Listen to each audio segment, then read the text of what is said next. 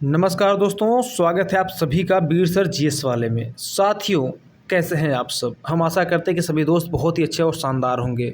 दोस्तों, आज से डेली शाम के 7 बजे यूपी ट्रिपल एससी पीईटी परीक्षा के लिए हम जीके जीएस का प्रैक्टिस सेट आपको यहाँ पे कराएंगे, यानी यहाँ पे आपको अभ्यास कराएंगे। दोस्तों, जीके जीएस एक ऐसा विषय है जिसको आप क्या कर सकते हैं, प्रैक्टिस के माध्यम से ही पूर्णता को प्राप्त कर सकते हैं। प्रैक्टिस के माध्यम से मैं इसलिए कह रहा हूं दोस्तों, क्योंकि देखिए मैंने यहाँ पे एक लाइन पहले से ही मेंशन कर दिया है कि अभ्यास से ही आती है पूर्णता।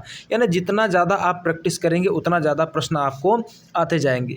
और खास करके जीके जीएस में तो यही होता है, ये तो प्रैक्टिस का ही खेल होता है ना। जीके जीएस के प्रश्न सबके बस की बात नहीं होती, लेकिन अगर आप लगातार प्रैक्टिस कर रहे हैं तो आप क्या करते हैं, एग्जाम में अच्छे मार्क्स गेन करते हैं। तो दोस्तों, इसी को ध्यान में रखते हुए, आपके एग्जाम को ध्यान में रखते हुए यूपी ट्रिपल एससी पीईटी परीक्षा के लिए हम क्या करने वाले हैं, जीके जीएस का टेस्ट क्या करेंगे, डेली करेंगे। ठीक है, जीके और जीएस का टेस्ट डेली करेंगे। और ये जो टेस्ट होगा यह जो है कि आपका प्रीवियस ईयर प्रश्नों पर बेस्ड होगा, और साथ ही साथ कुछ नए एमसीक्यूज भी इसमें हम इंक्लूड करेंगे। यानी पीवाईपी और साथ ही साथ एमसीक्यूज दोनों को ही इंक्लूड करके हम क्या करेंगे, आगे बढ़ेंगे। ठीक है दोस्तों, तो आइए पहले प्रश्नों पे बात करते हैं। पहले प्रश्न पे बात करते हैं। पहला प्रश्न क्या कहता है दोस्त? पहला प्रश्न कहता है कि संविधान सभा की स्थापना कब हुई थी? यहाँ पे 4 ऑप्शन है। 9 दिसंबर, 4 ऑप्शन बहुत ध्यान देखिएगा, 9 दिसंबर 1946, 26 जनवरी 1950, या 15 अगस्त 1947, या 26 नवंबर 1949। तो इसका सही उत्तर हो जाएगा दोस्त ऑप्शन नंबर ए। क्या हो जाएगा? 9 दिसंबर 1946।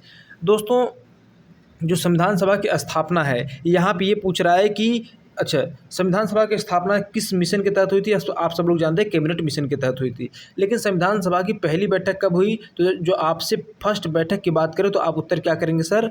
तो करेंगे 9 दिसंबर 1946 को। और इसी दिन चूंकि पहली बैठक होती है तो इसी दिन संविधान सभा की स्थापना मानी जाती है। आई समझ में दोस्तों? ठीक है, बात करते हैं अगले प्रश्न पे, दूसरे प्रश्न पे। दूसरा प्रश्न क्या कहता है हमारा? दूसरा प्रश्न कह रहा है कि संविधान सभा का अस्थायी अध्यक्ष कौन था? जो कॉन्स्टिट्यूएंट असेंबली है उसका अस्थायी अध्यक्ष कौन था? परमानेंट चेयरमैन कौन था? दोस्तों, 4 ऑप्शन आपको यहाँ पे मिल जाते हैं। पहला ऑप्शन है जवाहरलाल नेहरू, दूसरा डॉक्टर भीमराव अम्बेडकर, तीसरा राजेंद्र प्रसाद, या सच्चिदानंद सिन्हा। तो दोस्तों, आप सब लोग जानते हैं कि जब भी आपसे बात करें संविधान सभा के अस्थायी सदस्य की, अस्थायी अध्यक्ष की, तो आपके दिन में आपके मन में, दिल में एक ही नाम आता है, वह है डॉक्टर राजेंद्र प्रसाद। तो दोस्तों, जो अस्थायी अध्यक्ष की जैसे ही आपसे बात करें तो उसमें आपको किसका नाम लेना है? राजेंद्र प्रसाद का। लेकिन अगर आपसे कहता संविधान सभा का अस्थायी अध्यक्ष, यानी कि जो परमानेंट नहीं है, ठीक है, तो ये थे दोस्तों सच्चिदानंद सिन्हा, जो कि संविधान सभा के पहले बैठक के ही क्या करते हैं, अध्यक्षता करते हैं। उसके बाद दूसरे बैठक से लगातार अंतिम बैठक तक कौन अध्यक्षता करते हैं? राजेंद्र प्रसाद। इसीलिए डॉक्टर राजेंद्र प्रसाद को अस्थायी कहा जाता है और अस्थायी के रूप में सच्चिदानंद सिन्हा को जाना जाता है। यहाँ पे हमने प्रश्न भी मेंशन कर दिया है कि संविधान सभा का अस्थायी अध्यक्ष कौन था। यहाँ पे 4 ऑप्शन है। अब तो यहाँ पे कोई दिक्कत ना होगी, आप सीधे सीधे किसको कर देंगे? सच्चिदानंद सिन्हा को। देखिए दोस्तों, जो सच्चिदानंद सिन्हा है, आप सब लोग जानते हैं कि जो संविधान सभा की पहली बैठक हुई थी वह 9 दिसंबर को हुई थी। कब हुई थी? वह जो है कि 9 दिसंबर को हुई थी। दूसरी बैठक कब हुई थी? तो दूसरी बैठक जो है कि 11 दिसंबर को हुई। तीसरी बैठक कब हुई? 13 दिसंबर को हुई। तो दोस्तों, यहाँ पे एक बात ध्यान दीजिएगा, जो संविधान सभा की पहली बैठक थी, है ना, संविधान सभा की पहली बैठक का मतलब हो जाता है आपका यहाँ पे कि 9 दिसंबर 1946 वाला दिन। इस दिन संविधान सभा का जो अध्यक्षता किया था वो किसने किया था? तो वे किए थे सच्चिदानंद सिन्हा ने।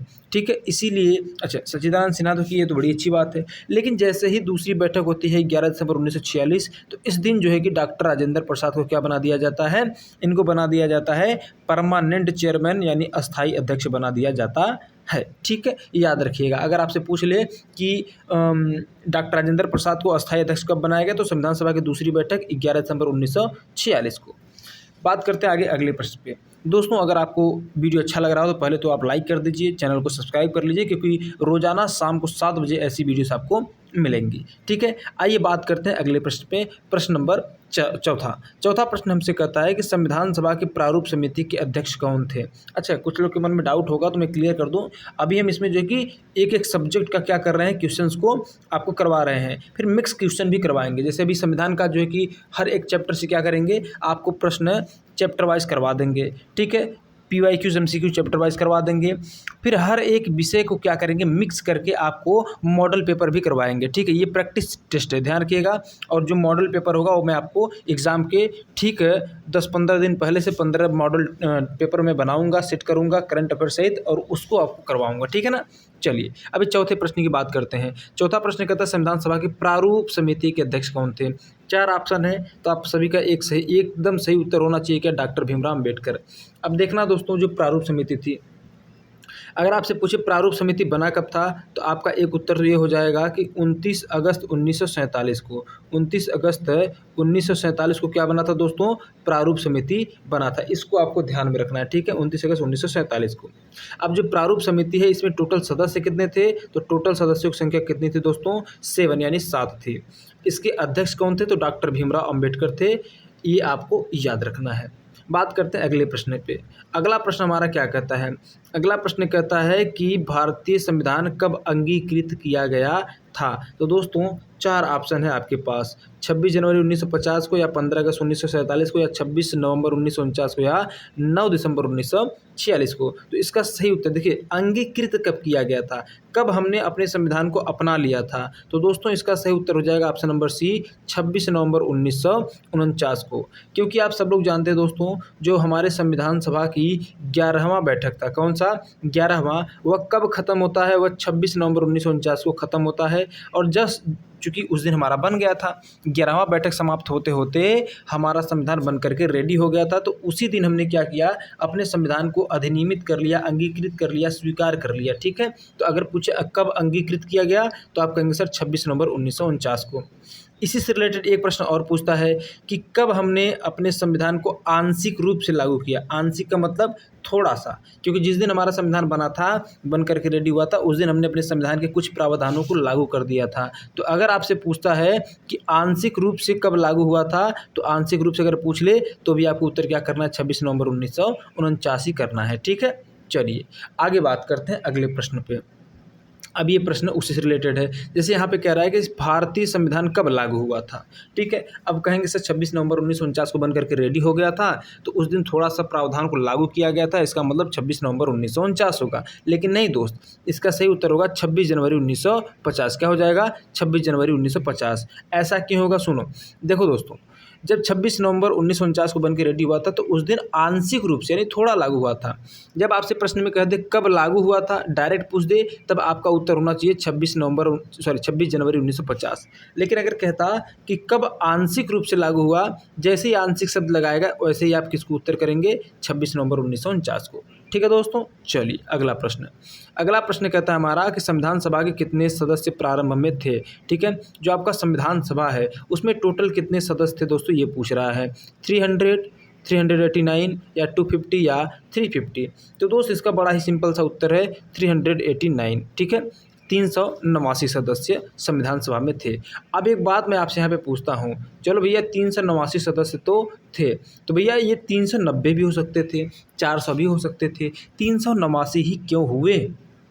तो दोस्त आप सब लोग जानते हैं कि जब कैबिनेट मिशन हमारे यहाँ आया था, तो हमारे देश की टोटल जो पॉपुलेशन थी वह 40 करोड़ थी। कितना था, वह 40 करोड़ के आसपास था। तो 40 करोड़ के आसपास हमारी जनसंख्या थी, और एक व्यक्ति जो था, जो प्रतिनिधित्व कर रहा था, वो कितनी जनसंख्या कर रहा था, तो 10 लाख का। ठीक है, 10 लाख व्यक्तियों का प्रतिनिधित्व कौन कर रहा था, एक व्यक्ति कर रहा था। तो इस अनुसार जो है कि 40 करोड़ में से कितने लोगों को चुना गया, 389। पहले तो क्या होता है, प्रांतीय विधानसभा चुनाव होता है, जिसमें 1585 लोग चुने गए।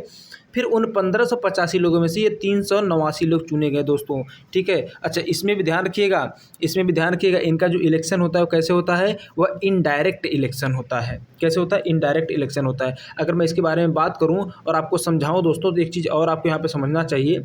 देखिए जो 389 सदस्य थे ना, अगर इनको भी आप डिवाइड करेंगे तो 3 भाग में डिवाइड होते हैं। ठीक, एक तो ब्रिटिश प्रांत, जिनकी संख्या थी 292। कितना था, 292 इनकी संख्या थी दोस्तों। कितना था इनका संख्या जो है, 292 था, और 4 कमिश्नरी प्रांत थे और साथ साथ 93 देसी रियासतें थी, जिसको हम रजवाड़े कहते हैं। अब एक बात ध्यान देना, 292 और 4 मिला के कितने हो जाएंगे, 296। ये 296 सदस्यों का इनडायरेक्ट निर्वाचन हुआ था, जबकि ये 93 जो सदस्य थे, ये 93 सदस्य कैसे थे दोस्तों, तो ये 93 सदस्य मनोनीत थे, इनको नॉमिनेट किया गया था क्योंकि देसी रियासत थे और रियासतों को हम अपने देश में मिलाना चाहते थे, भारत में मिलाना चाहते थे, तो उनको हमने मनोनीत किया कहाँ पे, अपने देश की संविधान सभा में। आई बात समझ में दोस्तों।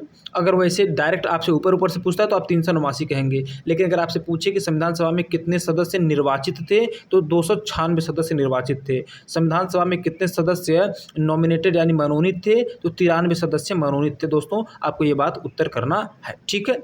चलिए आगे बढ़ते हैं। अगला प्रश्न, देखिए मैं इतना एक्सप्लेन क्यों कर रहा हूँ, क्योंकि यहाँ से प्रश्न आपसे पूछे जाते हैं दोस्त, है ना। चलिए अगला प्रश्न कहता है कि भारत के संविधान को तैयार करने में कितने समय लगे। ये बड़ी सामान्य सा प्रश्न है, लेकिन कई बार लोग इसमें क्या होते हैं, भूल जाते हैं, है ना। तो इसका सही उत्तर हो जाएगा आपका ऑप्शन नंबर डी, 2 साल 11 महीना 18 दिन। क्या हो जाएगा, 2 साल 11 महीना 18 दिन लगा था संविधान तैयार होने में भारत का, ठीक है। आई बात समझ में। चलिए अगला प्रश्न, अगला प्रश्न है आपका कि संविधान सभा के मुस्लिम लीग के कौन सा सदस्य बाद में पाकिस्तान चले गए थे। लियाकत अली चले गए, या मोहम्मद अली जिन्ना चले गए, या ख्वाजा नजीमुद्दीन चले गए, या उपरोक्त सभी चले गए। तो दोस्तों उपरोक्त सभी के सभी चले गए थे पाकिस्तान, ठीक है। जी हाँ, चाहे लियाकत अली खान हो, चाहे मोहम्मद अली हो, चाहे ख्वाजा नजीमुद्दीन हो, सब लोग कहाँ चले गए थे, पाकिस्तान चले गए थे, ठीक है। चलिए आगे बात करते हैं। अगला प्रश्न, अगला प्रश्न है कि भारतीय संविधान सभा का गठन, भारतीय संविधान सभा का गठन किसके द्वारा किया गया था। तो मैंने इसको पहले ही जो कि प्रश्न में बताया, 4 ऑप्शन हालांकि यहाँ पे दिए गए हैं, भारतीय राष्ट्रीय कांग्रेस द्वारा, या ब्रिटिश सरकार द्वारा, या माउंटबेटन योजना द्वारा, या कैबिनेट मिशन के द्वारा। तो दोस्तों ध्यान रखिएगा, जो भारतीय संविधान सभा का गठन हुआ था वह कैबिनेट मिशन के द्वारा किया गया था, ठीक है। चलिए आगे बात करते हैं। अगला प्रश्न 11वां प्रश्न है, कहता है संविधान सभा के सदस्य कैसे चुने गए थे।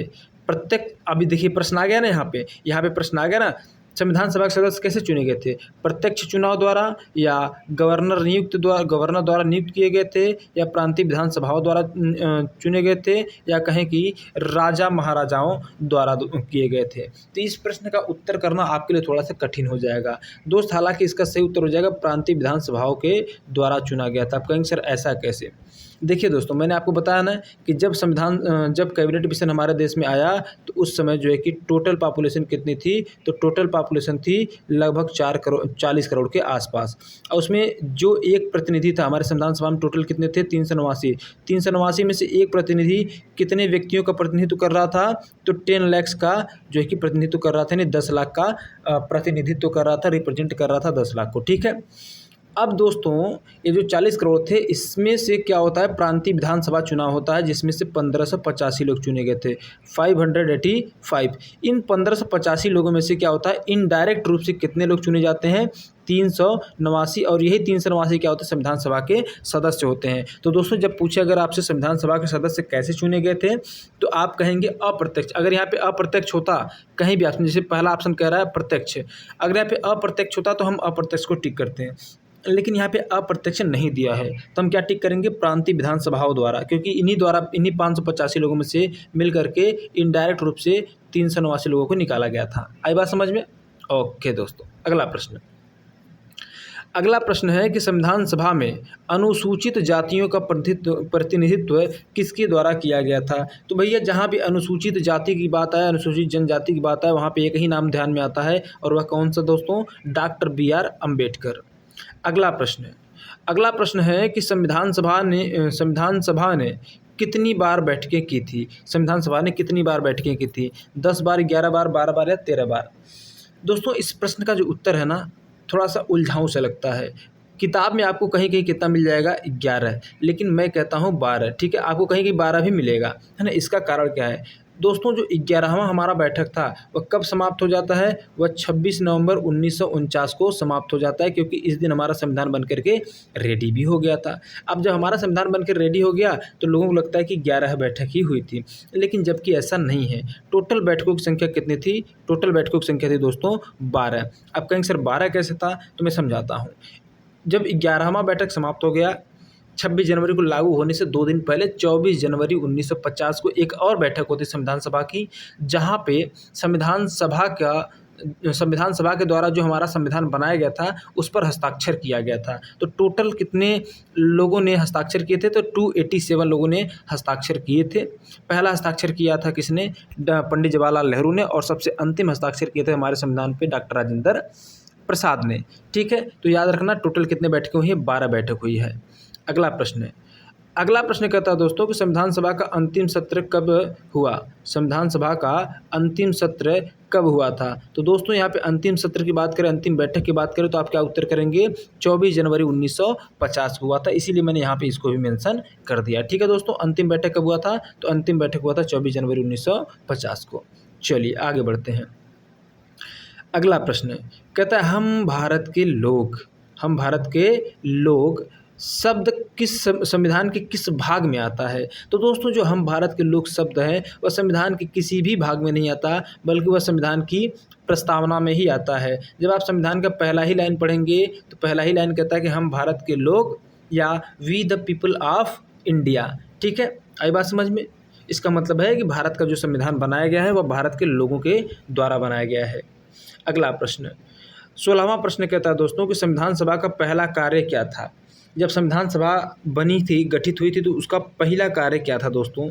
तो उसका सबसे पहला कार्य था राष्ट्रीय झंडे को अपनाना। ठीक है, क्योंकि एक प्रतीक होना बहुत ज़रूरी है। जैसे हम अपना ये चैनल पे आपको पढ़ा रहे हैं, तो इस पर क्या है, हमारा एक प्रतीक है, और यहाँ पे देखिए कोने में मैंने लगा भी रखा है, यहाँ कोने में हमने लगा भी रखा अपना प्रतीक। उत्तर प्रदेश सरकार का भी एक प्रतीक है, देखिए उत्तर प्रदेश सरकार ने भी यहाँ पे कोने में लगा रखा है राइट साइड। तो दोस्तों हर एक ऑर्गेनाइजेशन की, संस्था की, देश की, है ना, क्या होती है, एक पहचान होती है। ठीक है, तो ये हुआ कि भाई पहले हम अपने देश का क्या करेंगे, झंडे को अपनाएंगे, ताकि हमारे देश की पहचान विश्व स्तर पर बन सके। पहले राष्ट्रीय झंडे को अपनाया गया। आज भी अगर आप विदेशों में तिरंगा लेके जाते हैं तो पता चलता है भैया ये कहाँ का है, ये कहाँ का दोस्तों? तो ये भारत का है ना। चलिए बात करते हैं आगे। अगला प्रश्न कहता है कि संविधान सभा के पहले दिन की अध्यक्षता किसने किया था? संविधान सभा के पहले दिन की अध्यक्षता किसने किया था? अभी तो बड़ा आसान हो गया। पहले दिन की अध्यक्षता कहे चाहे अस्थायी अध्यक्ष कहे, वह कौन हो जाते हैं दोस्तों? तो हो जाते हैं सच्चिदानंद सिन्हा। ठीक है, अगला प्रश्न, नेक्स्ट प्रश्न हमारा कहता है दोस्तों कि संविधान का प्रारूप तैयार करने के लिए कितने सदस्यीय समिति बनाई गई थी? अब दोस्तों जैसे ही प्रारूप की बात आए, अभी मैंने आपको पीछे भी बताया था कि जो प्रारूप समिति था इसमें टोटल कितने सदस्य थे? इसमें टोटल 7 सदस्य थे। कितने दोस्तों? इसमें जो कि टोटल 7 सदस्य थे। अब ये 7 सदस्यों का अध्यक्ष कौन था? तो डॉक्टर भीमराव अम्बेडकर, यानी प्रारूप समिति के अध्यक्ष कौन थे? डॉक्टर भीमराव अम्बेडकर थे। अगला प्रश्न आपसे कहता है कि संविधान सभा की अंतिम बैठक में जन गण मन को राष्ट्रीय गान के रूप में कब अपनाया गया था? तो भैया जन गण मन को राष्ट्रीय गान के रूप में कब अपनाया गया था, ज़रा बता दो तो इसको अपनाया गया था, यहाँ पे 4 ऑप्शन है। यहाँ पे एक चीज़ और चीज़ दिखा रहा है, यहाँ ध्यान रखिएगा, मैं यहाँ पे बता रहा हूँ। देखो यहाँ पे देखो कह रहा है कि अंतिम बैठक, क्या कह रहा है? अंतिम बैठक। जैसे अंतिम बैठक नाम लिया तो आपके मन में सीधे सीधे क्या आ जाएगा? 24 जनवरी 1950। इसी दिन हमने क्या किया? अपना जनगण मन अपनाया। ठीक है, अच्छा एक प्रश्न और पूछता है कि राष्ट्रीय झंडे को हमने कब अपनाया था? तो 22 जुलाई को ही हमने अपना लिया था। कब? 22 जुलाई को ही हमने अपना लिया था। ठीक है, इस बात को ध्यान रखिएगा, 22 जुलाई 1947 को ही हमने अपना लिया था। कहेंगे सर हाँ 1947 में, हम कहें हाँ 1947 में ही, क्योंकि अभी हमने पीछे ही आपको बताया कि जो हमारा संविधान सभा है इसका जो मुख्य कार्य क्या था, इसका जो पहला कार्य क्या था दोस्तों? तो इसका पहला कार्य था राष्ट्रीय झंडे को अपनाना, जो कि यहाँ पे मेंशन किया गया था ना, मैंने आपको बताया भी था दोस्तों अभी कुछ टाइम पहले ही। जब हम बात करते हैं आगे जब अच्छा ये प्रश्न हो गया, आगे बात करते हैं दोस्तों क्या, अच्छा इसको मैं एक बार फिर समझा देता हूँ भैया। जनगण मन कब अपनाया गया? तो 24 जनवरी 1950 को, ध्यान रखना। अगला प्रश्न है कि संविधान सभा का अंतिम अधिवेशन कब हुआ? जब अंतिम अधिवेशन पूछे तो भी आप उत्तर क्या करेंगे? 24 जनवरी 1950 करेंगे। अंतिम अधिवेशन, अंतिम बैठक या अंतिम सत्र। ठीक, नेक्स्ट क्वेश्चन, संविधान सभा के अस्थायी सचिव कौन थे? संविधान सभा के अस्थायी सचिव कौन थे? तो भैया सचिव हैं, अस्थाई सचिव, ऐसे प्रश्न आ जाए तो कई बार लोग घबरा जाएंगे। जी हाँ, घबराना बहुत ज़रूरी है। तो अस्थाई सचिव के रूप में हम मानते हैं बी.एन. राव को। किसको? बी.एन. राव यानी बेनेगल नरसिंह राव को। ये क्या थे दोस्तों? ये संवैधानिक सलाहकार थे। ये क्या थे? हमारे संविधान के संवैधानिक सलाहकार थे। संवैधानिक सलाहकार थे, याद रखना, ठीक है। चाहे सचिव कहे चाहे सलाहकार कहे, बी.एन. राव। अगला प्रश्न क्या कहता है दोस्तों? अगला प्रश्न अपना कहता है कि प्रारूप समिति में कुल कितने सदस्य थे? ये तो हो गया आपका कि भैया ये इसमें जो है कि 7 सदस्य थे। ये प्रश्न तो हो गया है। आगे 23वां प्रश्न। ये 23वां प्रश्न कहता है कि संविधान सभा में अल्पसंख्यकों का प्रतिनिधित्व किसने किया? अल्पसंख्यकों का प्रतिनिधित्व किसने किया?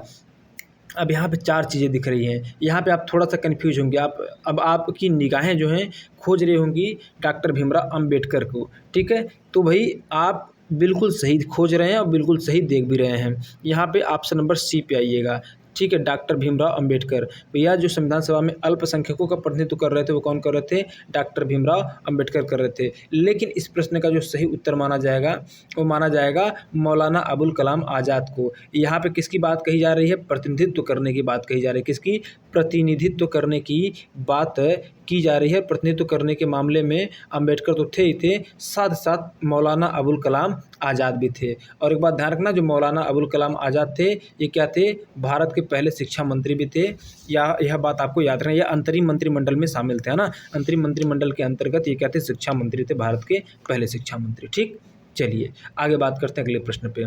अगला प्रश्न कहता है कि संविधान सभा में कितने अनुच्छेदों को अपनाया था जब संविधान लागू हुआ था? तो दोस्तों हमारे संविधान में मूल अनुच्छेदों की संख्या पूछ रहा है, तो मूल अनुच्छेद टोटल कितने हैं?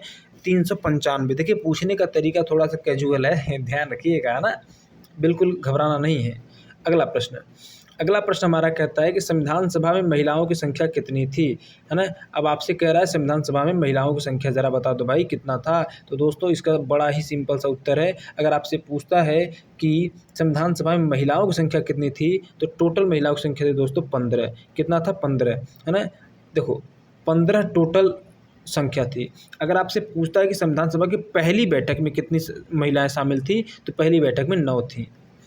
अगला प्रश्न, प्रारूप समिति का गठन कब किया गया था? तो हमने आपको बहुत पहले ही बता दिया था कि 29 अगस्त 1947 को प्रारूप समिति का गठन किया गया था दोस्तों, ठीक है। बात करते हैं अगले प्रश्न के ऊपर। अगला प्रश्न हमारा क्या कहता है? अगला प्रश्न कहता है संविधान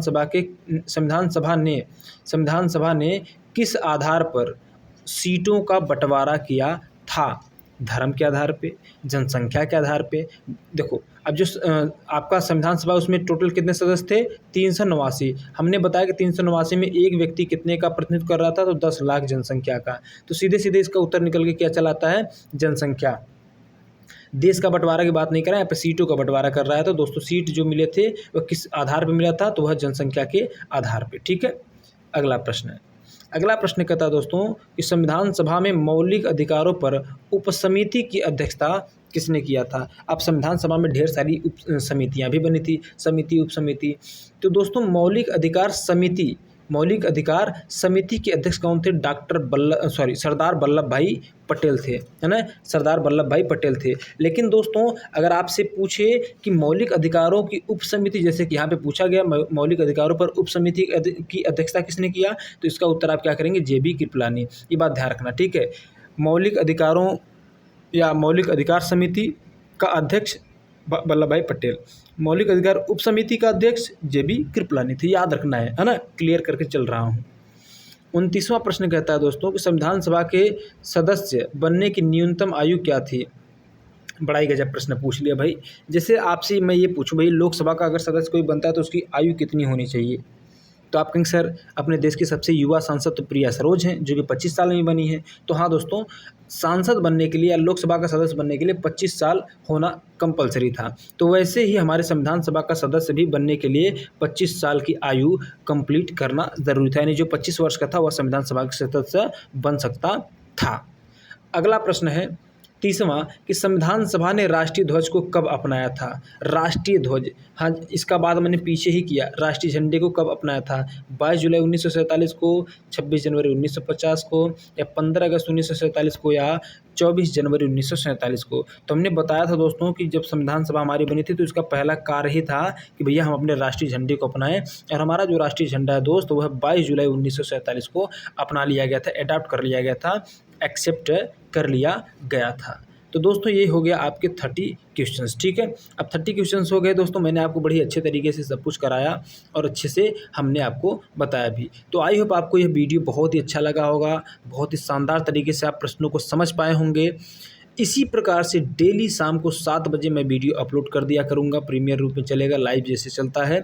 आप लोग 7 बजे जुड़ करके रोज़ाना शाम को देख सकते हैं वीडियो को और वीडियो का लाभ उठा सकते हैं, क्योंकि मैं यहाँ पे क्या करवा रहा हूँ दोस्तों, आप सबको पता है कि यहाँ पे जो है कि मैं प्रैक्टिस करा रहा हूँ। किस चीज़ के लिए? तो यूपी ट्रिपल पीईटी परीक्षा के लिए, ठीक है ना। तो देखिए, और मैंने जैसा कि आपको शुरुआत में ही कहा कि जीके जीएस को तैयार करने के लिए एक ही माध्यम है कि उसका जितना ज़्यादा से ज़्यादा प्रैक्टिस कर सकें आप, उतना करिए। जितना ज़्यादा से ज़्यादा प्रैक्टिस कर सकते हैं उतना हमें प्रैक्टिस करना चाहिए। इसीलिए कहते हैं कि अभ्यास से ही आती है प्रौढ़ता। क्या दोस्तों? अभ्यास से ही आती है प्रौढ़ता। इसलिए मैंने यहाँ पे इस चीज़ को यहाँ पे मैंने ऑलरेडी मेंशन कर रखा है। तो दोस्तों मिलते हैं अगले किसी क्लास में। आज के लिए बस इतना ही। शाम को 7 बजे मिलते हैं अगले दिन, ठीक है। Thank you so much.